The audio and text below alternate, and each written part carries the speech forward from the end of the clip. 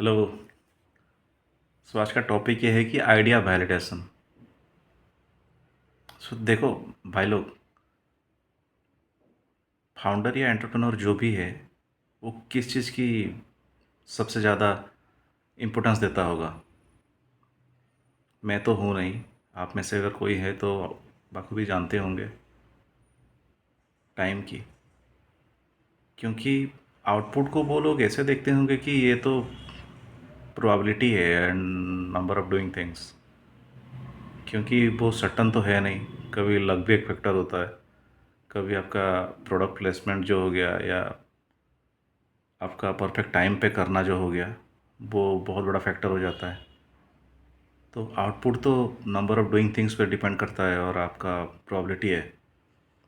पर जो सर्टन है, जो आपके पास है नहीं, वो है टाइम। ये अगर सही है तो आइडिया वैलिडेशन जो है,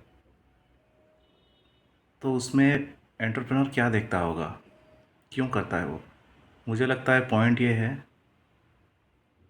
कि वो जो सॉल्व करने की कोशिश कर रहा है, कि जो सल्यूशन लेके आ रहा है वो किसके लिए लेके आ रहा है, वो वो लोग कौन है, वो कस्टमर कौन है उसका, क्या वो पेइंग है, क्या वो पैसे देंगे, ये उसे वैलिडेट करना होता है मेरे ख्याल से। जो कि ट्रू है, मैंने पढ़ा हुआ है, मैं तो ऐसे नहीं कि कुछ मन से बोल रहा हूँ, या एक्सपीरियंस है मुझे इस चीज़ में। तो पॉइंट ये है कि एक आदमी जो कि अपना आइडिया लेके आता है, वो भी उसमें इन्वेस्टेड होगा हैवीली, उसमें उस पे इन्वेस्ट करेगा, उसमें फाइनेंशियल इन्वेस्टमेंट होगा, इमोशनल इन्वेस्टमेंट होगा, बहुत कुछ रिस्क लेके जाएगा वो, और बहुत लंबा गेम होने वाला है। तो उसका टू आउटकम वो देख के जा रहा है। जो सेकंड आउटकम है वो, कि वो उसे कैसे सक्सेसफुल बनाएगा। पर वो तो सेकंड थिंग आ गया। फर्स्ट थिंग ये है कि जो मैं गेम खेलने जा रहा हूँ, ये सही लोगों के साथ हो रहा है ना, ये गेम का डायरेक्शन क्या होता है। क्योंकि फाउंडर मेरे ख्याल से यही देखते हैं कि उनके दिमाग में बहुत सारी खुजली होती रहती है क्वेश्चन की, उन्हें आंसर चाहिए। तो अगर आंसर मिल गया तो right next to the moment वो उस आंसर के ऊपर खड़े होंगे, ये तो पक्की बात है।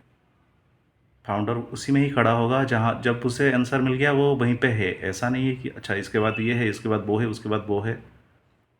अगर नॉलेज ही लेके उसको खेलना था तो वो पहले 4 साल का पढ़ाई कर लेता स्टार्टअप के बारे में, उसके बाद शुरू करता।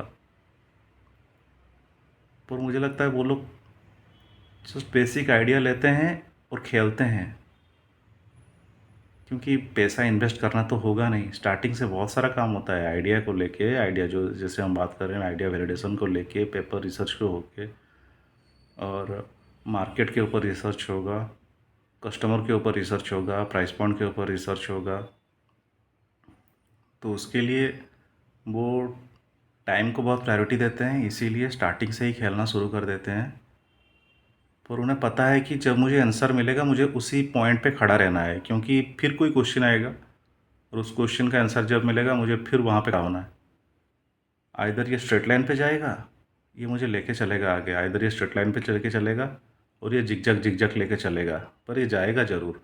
आगे हो या पीछे हो, पीछे हो या आगे हो, पर ऐसे ऐसे जिगजग भी हो सकता है, या स्ट्रेट लाइन भी हो सकता है, या जिगजग भी हो सकता है, किसी तरह भी वो जा सकता है। इसीलिए अगर वैलिडेशन नहीं होगा आइडिया का, तो वो श्योर नहीं हो पाएगा कि जब मैं पूरा एनर्जी के साथ गेम खेलना शुरू करूँगा, वो जाएगा ना सही आदमियों के पास, जाएगा प्रॉपर पर्सन के पास, वो खेल रहेगा, या बाद में पता चलेगा सब कुछ करने के बाद, सब कुछ लगा देने के बाद, अरे ये तो गेम है ही नहीं भाई, किसके लिए था ये गेम। तो जैसे कि एक आइडिया आया, वो लोग ये सोच रहे हैं कि ठीक है, अब ये है किसके लिए, उसका पेन पॉइंट क्या है, क्या तकलीफ़ है उसे जो वो रिलीफ लेने की सोच रहा है या कर रहा है। अगर ऐसा है तो क्या उसके पास कोई प्रोडक्ट है जो उसे यूज़ करने को मजबूर कर रहा है, या ऐसा कोई प्रोडक्ट है ही नहीं। और अगर है भी तो क्या है वो, और क्या वो खुद से, या उसे उससे भी कुछ अच्छा चाहिए। और ये सब हमने तो यहाँ पे बैठ के बात कर लिया, पर ये तो प्रूफ नहीं है। और इमोशन के ऊपर तो ये चलेगा नहीं, डाटा ड्रिवन है गेम पूरा।